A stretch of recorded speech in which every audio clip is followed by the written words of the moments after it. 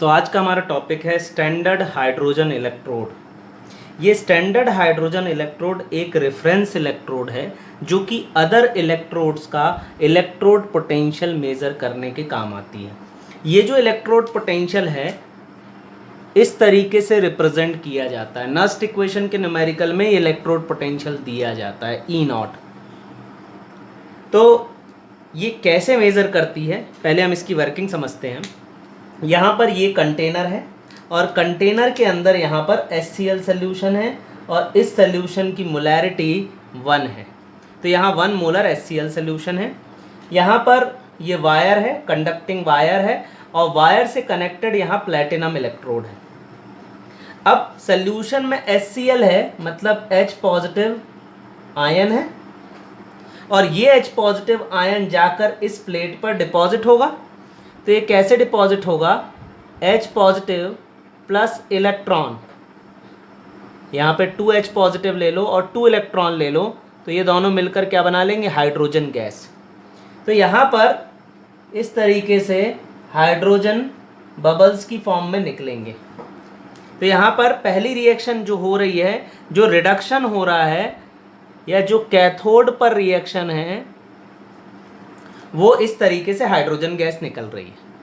ये इस तरह से, इसके ऊपर एक ट्यूब है जिसमें हमने हाइड्रोजन गैस मेंटेन कर रखी है एट 1 एटमॉस्फेरिक प्रेशर। जितनी हाइड्रोजन गैस यहाँ से निकलेगी उतनी ही हाइड्रोजन गैस इसमें डिसॉल्व हो जाएगी। तो जितनी हाइड्रोजन गैस निकली उतनी ही प्रेशर से यहाँ डिसॉल्व हो जाएगी। तो फिर रिएक्शन क्या होगी, H2 gives 2H positive plus 2 electron. तो ये एनोड की रिएक्शन हो जाएगी। अगर हम यहाँ रिएक्शन देखें कैथोड और एनोड की, तो ये दोनों रिएक्शन क्या हो जाएंगी, ऑलमोस्ट बराबर हैं। मतलब जितनी हाइड्रोजन गैस निकल रही है उतनी ही डिसॉल्व हो रही है। तो यहाँ पर कोई चेंज देखने को नहीं मिल रहा। अब ये हम कैसे पता करेंगे, ये यहाँ पर लगे वोल्ट मीटर से पता करेंगे। वोल्ट मीटर में इस तरीके से यहाँ पर पॉजिटिव रीडिंग होगी, यहाँ पर नेगेटिव रीडिंग होगी और यहाँ पर इस तरीके से ये वोल्ट मीटर है। तो यहाँ पर वोल्ट मीटर में कोई डिफ्लेक्शन देखने को नहीं मिल रहा है, मतलब हाइड्रोजन इलेक्ट्रोड का इलेक्ट्रोड पोटेंशियल 0 है। क्योंकि जितनी हाइड्रोजन गैस इसमें डिसॉल्व हो रही है उतनी ही हाइड्रोजन गैस यहाँ से रिलीज भी हो रही है। इस तरीके से ये जो स्टैंडर्ड हाइड्रोजन इलेक्ट्रोड है या रेफरेंस इलेक्ट्रोड है, ये इक्विलिब्रियम कंडीशन में है। तो सबसे इंपॉर्टेंट पॉइंट इसका ये है कि E0 for hydrogen electrode H positive से H2 इज 0। ये इसका प्रेजेंटेशन होता है और इसमें ऐसा लिखा जाता है 1 बार और प्लैटिनम।